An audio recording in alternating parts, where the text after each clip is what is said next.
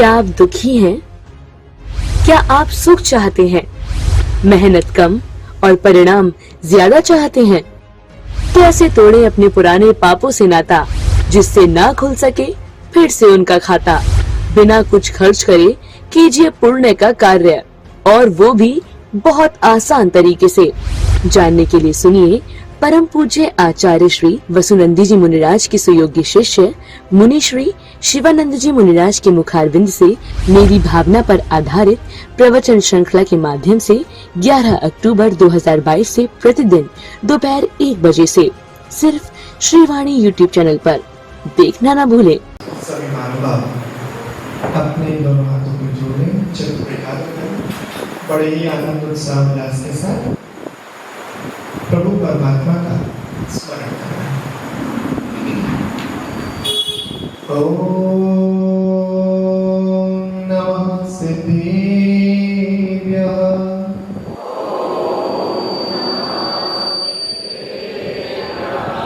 हरिहन्तो भगवन्त इन्द्रमहिता, सेधाश्च सेदेश्वर, आचार्याजिन शासनो नतिकरा, पूज्या उपाध्यायिका, श्री सिद्धांत सुपाठका मुनिवरा, रत्नात्रयाराधका, पंचैते परमेष्ठिनः प्रतिदिनं कुर्वन्तु ते मंगलम्, कुर्वन्तु मे मंगलम्, कुर्वन्तु नो मंगलम्। गुरवः पन्तु नो नित्यं ज्ञानदर्शनायकं, चारित्राणवगम्भीरा, मोक्षमार्गोपदेशिका,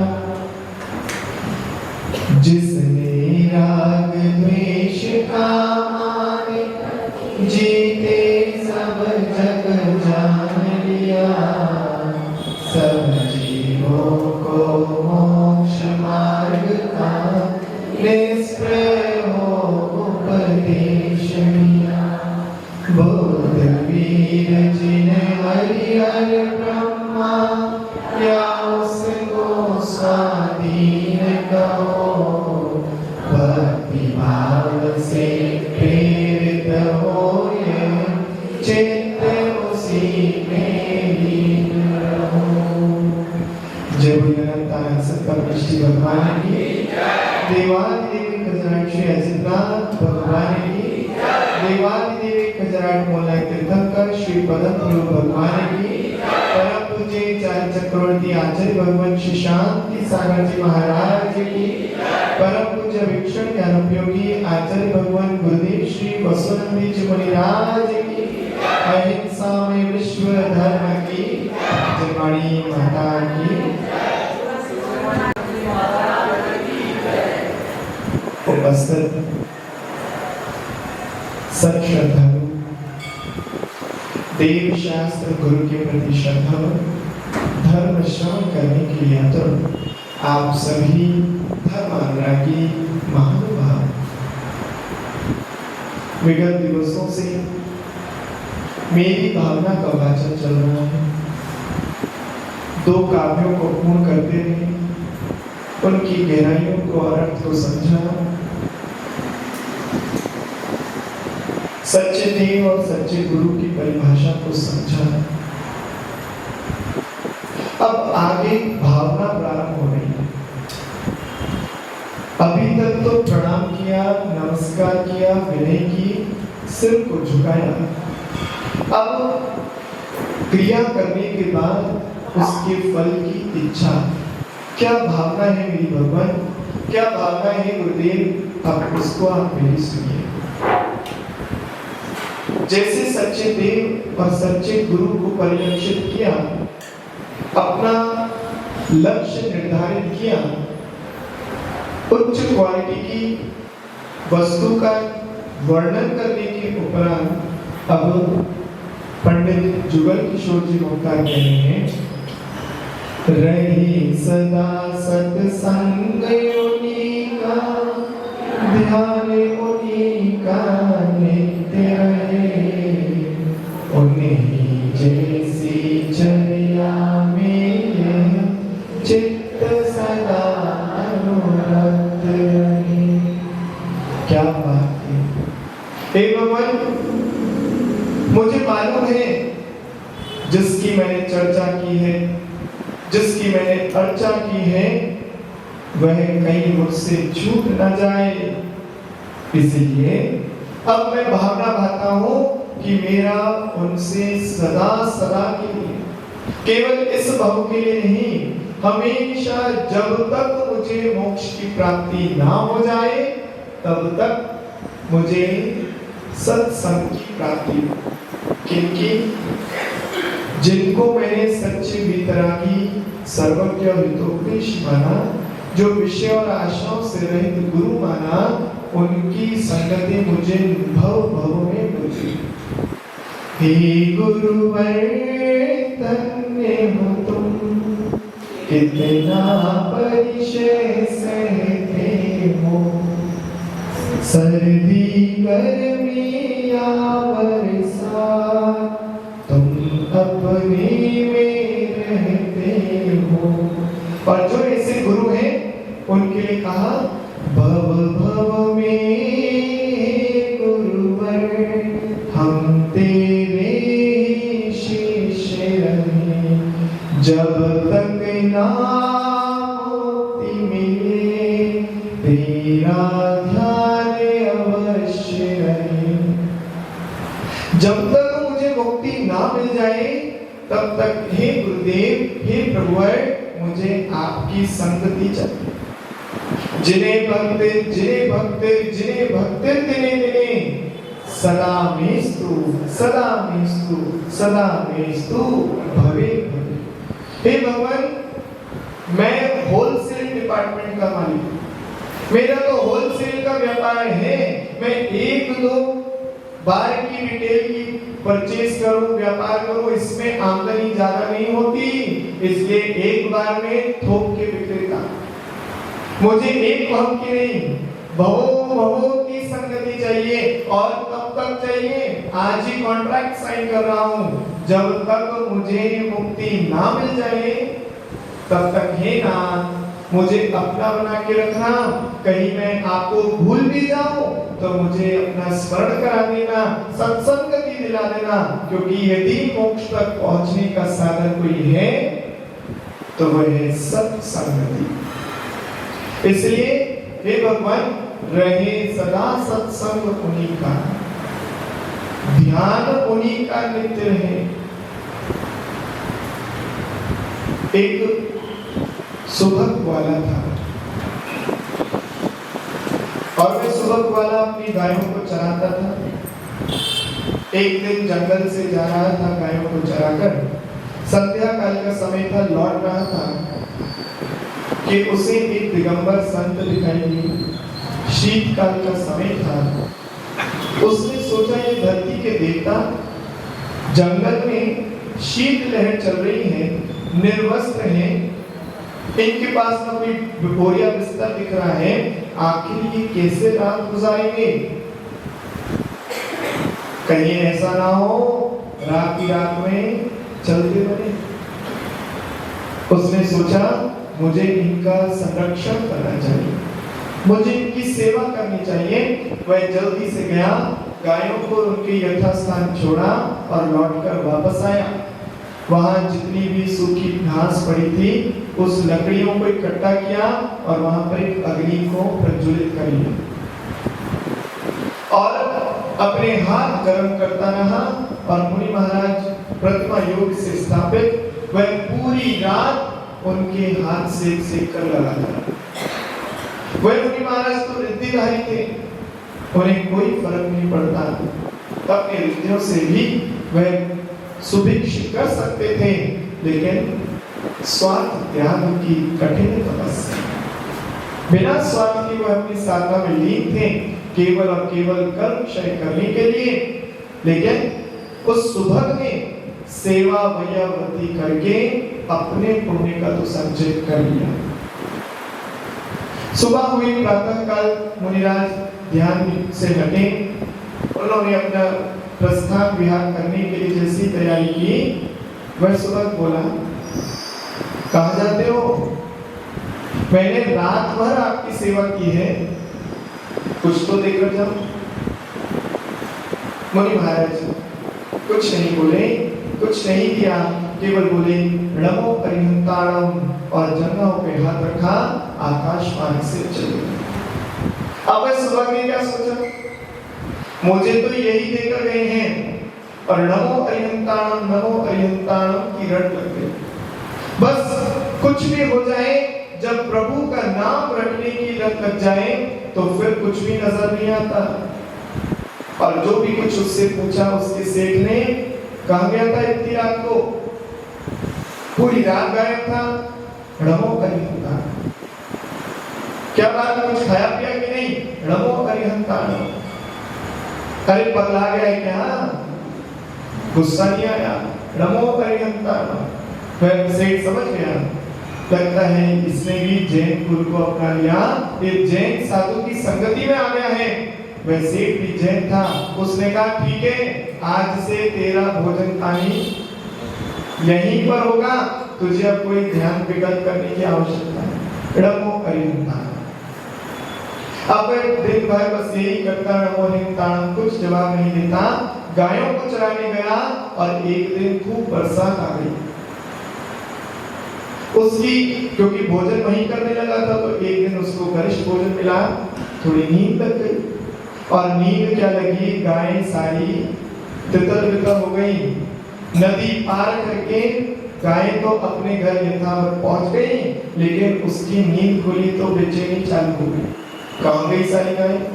मेरा सेठ क्या कहेगा, मुझ पर शक करेगा, कहीं गायों को इधर उधर तो नहीं कर दिया, कहीं बेच तो नहीं दिया। वह ढूंढता है, सुबह से शाम हो गई, उसे गैया नहीं मिली। लेकिन सेठ ढूंढता ढूंढता आया कि आखिर कहाँ है गया। गायें सारी लौट आई, लेकिन अब तक सुबह क्यों नहीं लौटा?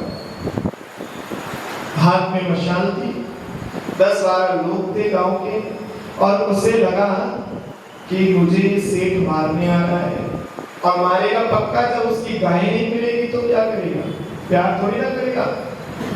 और उसने भागने के लिए जैसे ही अपने पांव बढ़ाए और सोचा गहरी नदी है, क्या करूं, डर के मारे कूदा, और संयोगवशात उस नदी में लकड़ी का ठूंठ बह रहा था। उसमें लकड़ी की एक ब्रांच, एक टहनी निकली हुई थी, बड़ी टहनी थी। जैसे ही वह सुबह उसमें कूदा, उसके पेट में वो घुस गई और नमो अरिहंताणम बोलता बोलता समाधि बन गया। जानते हुए कौन बना? वह मर करके उसी सेठ के सुदर्शन बना। वह सेठ सुदर्शन उसी पहुंच से मोक्ष गए। आहा, क्या बात कह दी, इतनी बढ़िया बात, आनंद आ गया। एक क्षण की, एक रात की संगति ने उस ग्वाले को मोक्षगामी बना दिया। अब क्या चाहिए? रहे सदा सत्संग उन्हीं का, ध्यान उन्हीं का नित्य रहे। ऐसी एक रात की संगति यदि मोक्ष दे सकती है, तो आपको तो बार बार संगति मिलती है। चाहे वह राजस्थान से कोई संत आए, चाहे गुजरात से राजस्थान जाए, चाहे वह इधर 52 गजा की यात्रा के लिए जाए, या 52 गजा से इधर सिद्ध क्षेत्रों की यात्रा के लिए आए, आप तो बीच में चौराहे पर हो। मेवा मिलता ही मिलता है, जो कोई आए टैक्स चुकाकर ही जाता है। महानुभाव, एक रात तो बहुत बड़ी बात है। एक घड़ी आधी घड़ी आदि की पुण्यात, और संगत कीजे साधु की कटे कोटि अपराध। संगति का कितना प्रभाव है। अंतर मुहूर्त की बात नहीं कर रहे, एक मुहूर्त की बात नहीं कर रहे, उसकी भी आधी यानी 24 मिनट, पुनः आध यानी 12 मिनट, और उसकी आधी यानी 6 मिनट, ये 6 मिनट की संगति भी यदि किसी को सत्संगति अच्छी रूप से मिल जाए, सम्यक रूप से मिल जाए, तो वह जीवन उसका पलट जाता है, बदल जाता है। मानना, लेकिन याद रखना, हर्राम बनकर मत जाना। कितनी भी संगति मिल जाए, अभव्य जीव को वह सुधर नहीं पाता, वह कभी अपने कल्याण के मार्ग को प्रशस्त नहीं कर पाता। वह ढर्रा हो बाकी सब दालों के साथ उस पानी में ही उबलती है, सब कुछ होता है, लेकिन मुंह में जाकर कट करके थूकी जाती है, उसको अंदर नहीं लिया जाता। वह तो कंकड़ की तरह बाहर फेंक दी जाती है। ऐसा जीवन बना मत देना। सत्संगति को प्राप्त करके कुछ कुछ कदम बढ़ाते जाइए और धीरे धीरे ही सही छोटे छोटे नियम लेकर भी अपने जीवन को बदलने का पुरुषार्थ कीजिए। घुटनों के बल चलते चलते पांव खड़े हो जाते हैं। छोटे छोटे नियम एक दिन बहुत बड़े हो जाते हैं।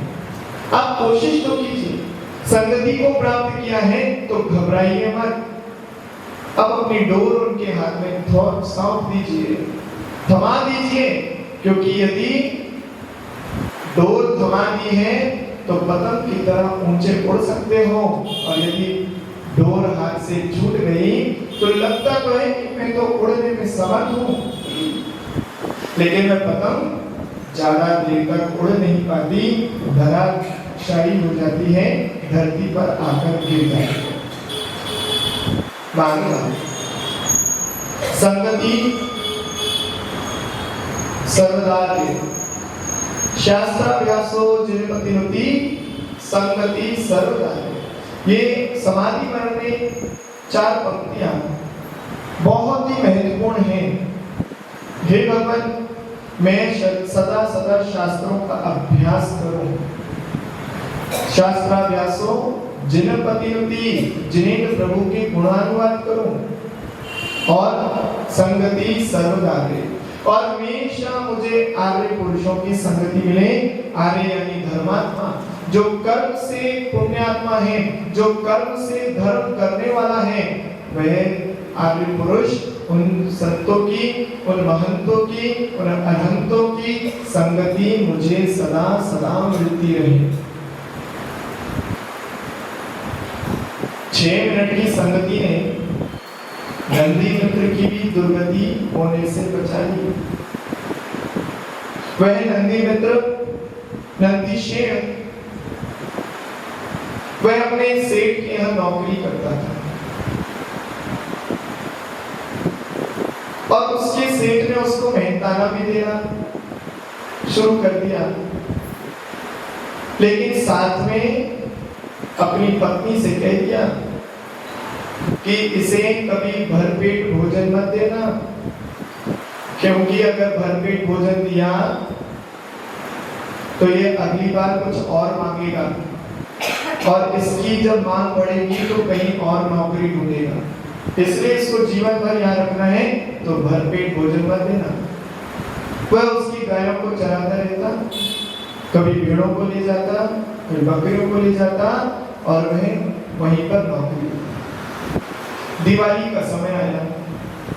एक दिन सेठानी ने सोचा कि चल आज तो सभी को खुशी का मौका है, सभी लोग खुशियां मना रहे हैं, क्यों ना इसको भी भरपेट भोजन करा दूं। उसे भी दूध मलाई रबड़ी खिला दी और उसकी खूब भरपाई हो गई। और जैसी भरपाई हुई उसने सेठ से कहा, सेठ जी 2 जोड़ी कपड़े मिल जाए तो। अरे इतने महीनों से, इतने सालों से ये काम कर रहा है, आज तक इसने रोटी से ऊपर कभी मांगा नहीं, आज इसने 2 कपड़े कैसे मांग लिए। अब गया सेठानी के पास, वही गड़बड़ हुई होगी। क्या हुआ सेठानी, क्या तुमने आज भरपेट भोजन करा दिया? हाँ, दिवाली थी, सोचा पकवान बने हैं तो उसे भी खिला दिए। अच्छा, मेरी आज्ञा को उल्लंघन करती है, उसकी खूब पिटाई की।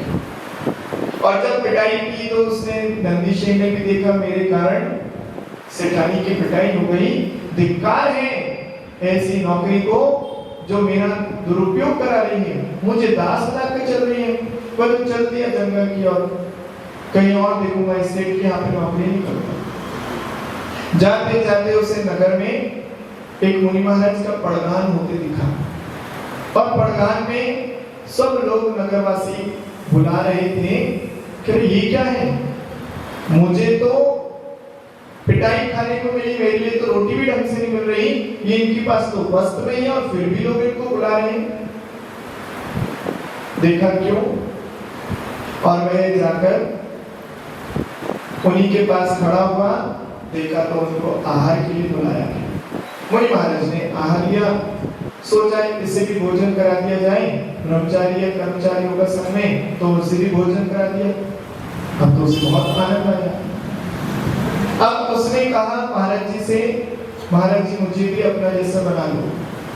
बना दिया, देखा कि भव्य जीव है, उसे भी मुनि महाराज बना दिया। उसने खूब साधना शुरू की, सम्यक रूप से धारण किया, और जैसा गुरु ने उपदेश दिया वैसे वैसे अपने अंतरंग के परिणामों की विशुद्धि के साथ साथ बहिरंग तत्व को करने लगे। 12 वर्ष की साधना के बाद उनकी साधना में चार चांद लगने लगे, प्रसिद्धि फैलने लगी, और वे विहार करते करते करते करते उसी सेठ के यहाँ पर पड़ गए। अब सेठ ने बड़े भाव से, बड़े आदर सत्कार के साथ उन्हें आहार कराने। मुनि महाराज मना कर रहे, नहीं महाराज जी एक तो लेना पड़ेगा, एक मालपुआ बनाया है, बड़ा ही मालदार है, बड़ा ही रसदार है, स्वादिष्ट है, एक तो ले लो। ऊपर से कौन बोला, ऊपर से रबड़ी डाल दी। अब तो महाराज जी मना कर रहे नहीं लेना, और वो दे रहे। आहार पूरा हुआ, मुनि महाराज ने पहचान लिया, बोले सेठ जी मुझे पहचानते हो? महाराज जी आप मुनि महाराज हैं। ये तो इस बात की बात है, पूर्व भव का कुछ याद आ रहा है, पूर्व की पर्याय कुछ याद आ रही है। ध्यान से देखा, समझ में नहीं आ रहा। बोले तुम्हारे यहाँ पर कोई कर्मचारी था नंदीशेन, जिसे तुमने मारकर भगा दिया, जिसको रोटी नहीं खिलाते थे, आज उसी को तुम मना मना कर खिला रहे हो। ओहो नंदीशेन आप मुनि महाराज, क्या साधना आपकी है? क्या हुआ? जिस घर में रोटी खाने को पूरी तरह से नहीं दी जा रही थी, उसी घर में पड़गान करके मना मना कर मौन भोग अटका गले, ये है पुण्य की बात। मानव मना कर रहे मुनि महाराज, और फिर भी वो जबरदस्ती करा रहा है। संगति का प्रभाव देखिए जीवन में, व्यक्ति का कितना उत्थान कर देता है। वह सड़क पर पड़ा हुआ जीव भी वह मोक्षगामी हो सकता है। इसलिए तो कहते हैं कंकड़ कंकड़ में भगवान है, लेकिन उनकी मान्यता कुछ और हो गई। एक एक जीव परमात्मा के जैसा है, आज नहीं तो कल वो परमात्मा बनने की शक्ति को प्रकट कर सकता है। अतः किसी जीव को सताए नहीं, मारे नहीं। हरिवंश पुराण में एक बहुत सुंदर कथानक मिलता है, जिसे आप लोग बड़े गौर से सुनिएगा, और उसे हो सके तो जीवन भर के लिए याद कर लीजिएगा। हरिवंश पुराण में एक कथा मिली कि एक सेठ प्रतिदिन भगवान की रत्नों से, हीरे मोती से भगवान की पूजा करता था। किसी कारणवश उसे 10-5 दिन के लिए व्यापार के लिए बाहर जाना पड़ा। तो सोचा कि मैं यदि बाहर चला गया तो मेरे भगवान की पूजा कौन करेगा। तो उसने अपने मित्र को बुलाया, देख मित्र, मेरे को 8-10 दिन के लिए बाहर जाना है, यदि तू मेरे लिए भगवान की पूजन कर दे तो मैं तेरा बड़ा उपकार मानूंगा। बोले क्या बात करता है तू, रत्नों से पूजा करने वाला, मेरे पास तो फूटी कौड़ी नहीं है। बोले घबरा मत, 10 दिन की सामग्री मैं तेरे को देकर जा रहा हूँ। रत्न, हीरे, मोती जो जो वो चढ़ाता था वह 10 दिन के लिए उसने दे दिया। सेठ तो चला गया। वह व्यक्ति उसका मित्र वहीं रह गया। उसने अगले दिन जैसी आया और तैयारी की कि रत्नों को मोतियों को देखकर लोभ आ गया, मन पलट गया। अरे ये भगवान को कौन चढ़ाए और भगवान को क्या लेना देना इससे, अरे इसका तो मैं उपभोग कर लेता हूँ।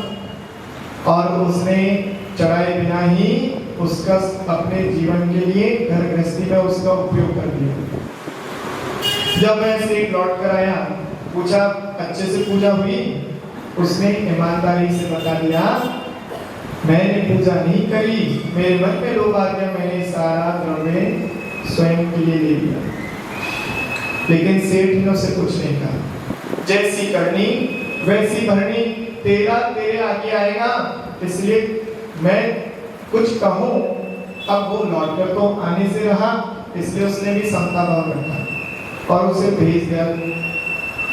उस सामग्री को खाने का फल, उसका अपने जीवन में उपयोग कर लेने का फल, वह निर्माल्य सेवन था। वह निर्माल्य की सामग्री जो भगवान के लिए चढ़ा दी गई या नियुक्त कर दी गई थी, उसका भी भोग करना, सेवन करना नरक गति का वास। यदि किंचित भी भगवान के लिए दी गई सामग्री का, मंदिर में चढ़ाई गई सामग्री का उपयोग करते हैं तो वह निर्माल्य द्रव्य है। और निर्माल्य का सेवन करना, जैसे वह मित्र नरक गया ऐसे उसका भोग करने वाला जीव नरक जाता है। यहाँ तक कहते हैं कि यदि चिड़िया भी वह दाना मंदिर से उठाकर आपके यहाँ डाल जाए तो भी आप ही को दोष लगता है, लेकिन उसमें अज्ञानता का दोष किंचित होता है। मालूम आपके लिए हित की बात बताएं, जो मंदिर की कमेटी है, पंच है, आप लोग मंदिर की गुल्लक में नोट गिनते हो, कर्तव्य है, ड्यूटी है, नियुक्ति की गई है, आपको करना चाहिए। लेकिन जब लौट कर आओ तो क्या करना? हाथ धोकर लौटना। कहीं ऐसा ना हो कि उस नोट पे लगी हुई धूल भी आपके साथ आपके घर तक आ जाए। वहीं का हाथ वहीं धोकर उस मैल को वहीं छोड़कर तुरंत लौटना। ये मत सोचना अरे तो मिट्टी है, यूं झाड़ कर दिया, धोकर आना। वह कण भी आपके हाथ में ना आए। जैसे मंदिर में प्रवेश करते समय आप लोग पांव धोकर जाते हैं ताकि बाहर की धूल अंदर मंदिर में ना जाए और हमारे बीच शुद्ध हाथ पैर से हम भगवान की अर्चना करें। ऐसे ही मंदिर से बाहर भी आओ तो पैर धोकर जाना। कहीं भगवान के लिए चढ़ाए गए जो सामग्री नीचे गिर गई, वह चावल भी मेरे पांव में लगकर मेरे साथ ना चला जाए, मंदिर से बाहर ना आ जाए। इतना कभी विचार नहीं किया होगा करना। ये सब निर्माल्य द्रव्य का सेवन करने का दोष है। वह जीव दरिद्री होता है, गरीब होता है, अंगहीन हो सकता है, मिथ्या दृष्टि होता है और तो और अप्रतिष्ठित होता है। समाज में उसको सदैव तिरस्कार होता है, चोरी जैसे इल्जाम लगते हैं। इसलिए महानुभाव निर्माल्य सेवन करने से बचना। यहाँ पर भी वह जीव मरा, नरक गया, वहां से निकलकर वह गरीब कंगाल हुआ और इतना पापी गर्भ में आते ही पिता का मरण हो गया, जन्म देते ही मां का मरण हो गया। दाई ने पालन किया, उसकी चाची ने पालन किया और जीवन बढ़ता गया। उसे कहीं कोई शरण नहीं मिली, लेकिन एक बार में मुनिराज की संगति में आ गया और धीरे धीरे उनके साथ केवल रहने लगा। ज्ञान ध्यान कुछ था नहीं, उन्हीं की सेवा करता, केवल वैयावृत्ति करता। धीरे धीरे संघ के सभी साधु से प्रसन्न होने लगे और वैयावृत्ति में निपुण हो गए। कमंडल भरने वाला जैन श्रावक भी परिणामों को विशुद्ध कर सकता है। ब्राह्मण और वैश्य वाला भी, क्षत्रिय भी, यदि वह चाहे तो अपने कल्याण का मार्ग प्रशस्त कर सकता है। उस जीव ने भी अपने कल्याण का मार्ग प्रशस्त करने के लिए भावना, भाई मैं भी मुनि महाराज बनना चाहता हूँ। गुरु ने उनको दीक्षा दिया, संस्कार दिए, दिगंबर वेश बना और साधु बनने के बाद इतनी साधना की, इतनी तपस्या की कि रिद्धियां प्रकट हो गई। देव प्रसन्न होकर कहते हैं, कहिए महाराज क्या चाहते हैं? मुझे तो कुछ नहीं चाहिए, यदि आप देना ही चाहते हो तो मुझ में ऐसी सामर्थ्य दे दो कि दुनिया में कोई भी रोगी आए तो उसके योग्य औषधि मेरे हाथ में सदा आ जाए। मुनि महाराजों की कोई रोग होता, वह आकाश में से औषधि निकालकर मुनि राजों को चलवा देते। रोगी आते उनके हाथ फेर देते और रोग ठीक हो जाता। ऐसे रिद्धि के धारी मुनिराज हो गए। समाधि मरण करके स्वर्ग गए और वहां से लौटकर जब वापस मनुष्य हुए तो जानते हो कौन थे? वे थे हरिवंश के तिलक नेमिनाथ भगवान के चाचा, सबसे छोटे काका वसुदेव, जो कामदेव हुए और वैयावृत्ति के प्रभाव से उनका तन सुंदर, उनका आकर्षण कामदेव की पत्नी मिल गई और जहां जाते थे वहीं उनके लिए सब लोग झुक जाते और उनके लिए अपनी कन्या देते। हर सर्व गुण संपन्न थे और वे वसुदेव समुद्र विजय के सबसे छोटे भाई श्री कृष्ण के पिता हुए। ऐसे ही गुण श्री कृष्ण में भी आए। उन्होंने भी मुनिराज की सेवा हेतु वह औषधि के लड्डू बनवाकर सब चौकों में भिजवा दिए, जिसके प्रभाव से कहते हैं तीर्थंकर प्रकृति का बंध हुआ, वैयावृत्ति निपुण हो गए। महानुभाव, संगति का मतलब केवल ये नहीं कि आप मेवा खाते रहें। संगति का तात्पर्य है कि सेवा भी कीजिए, उनके पास जाइए तो केवल 2 शब्द ग्रहण मत कीजिए, उनके अनुकूल चर्या में सहयोगी बनते चले जाए। और केवल हाथ पैर दबाना ही वैयावृत्ति नहीं। कहते हैं कि भैया हम तो ठीक ठाक बैठे थे, वैयावृत्ति वाले आए, ठोक ठाक कर चले गए। हम तो ठीक ठाक थे, लेकिन वैयावृत्ति के बोलकर भी मन को प्रसन्न करना, उनके लिए स्वाध्याय आदि में सहयोगी बनना, उनके विहार में, उनकी चर्या में, उनके आहार की व्यवस्था करना, उनका यथा योग्य शुद्ध रीति से परिवहन करना, ये सब वैयावृत्ति की श्रेणी में आता है। मानव आपकी संगति जो प्राप्त करने की भावना है, यही कल्याण का मार्ग है। यदि ये भावना आपके हृदय में नहीं है तो याद रखना, आप कभी मोक्ष जा नहीं पाओगे। शैलेंद्र काका ने एक बार पूछा था कि महाराज जी भक्त बने कि भगवान, यानी अगर आप चाहो तो सीधा पहली सीढ़ी पर पांव रखकर चढ़ सकते हो, सरल मार्ग है, लेकिन क्या सीधा आखिरी सीढ़ी पर पांव रख सकते हो? नहीं, धड़ाम नीचे गिरोगे, हड्डी बस ये और टूट जाएगी, फिर कभी चढ़ने लायक ही नहीं रहोगे। इसलिए कदम दर कदम चढ़िए। पहली सीढ़ी भक्ति की है और पहली सीढ़ी भक्त बनने की है, इसलिए भक्त बनिए। आराधक बनिए, अपने आराध्य की पूजा कीजिए, संगति को प्राप्त कीजिए, और फिर आप नहीं भी चाहोगे तो भी आप भगवान बन जाओगे, पूज्यता को प्राप्त हो जाओगे। एक बार दरबार में पूछा, बताओ मंत्रीवर, इस दुनिया में सबसे शीतलता किसमें है? तो एक मंत्री बोले, महाराज जी बसेरे के मोती में बहुत शीतलता है। अच्छा। दूसरा बोला, नहीं, चंदन बहुत शीतल होता है। तीसरा बोला, क्या बात करते हो, पूर्ण चंद्रमा की चांदनी बहुत शीतल होती है, दाहक को शांत करने वाली होती है।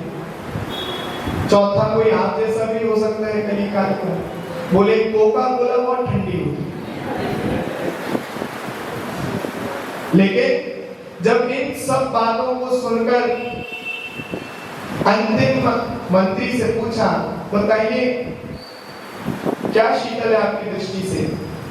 तो बोले सबसे शीतल यदि कोई दुनिया में है तो वह है साधु की संगति, सत्संगति। चंदनम शीतलम लोके चंद्रमा चंदनादपि चंद्रमा चंद्र चंदन द्वयोर्मध्ये शीतल साधु संगति।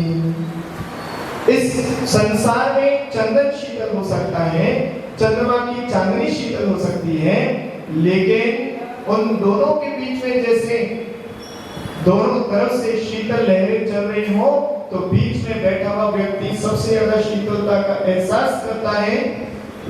ऐसे ही बीच में रखी साधु की संगति है जो सबको शीतलता देती है।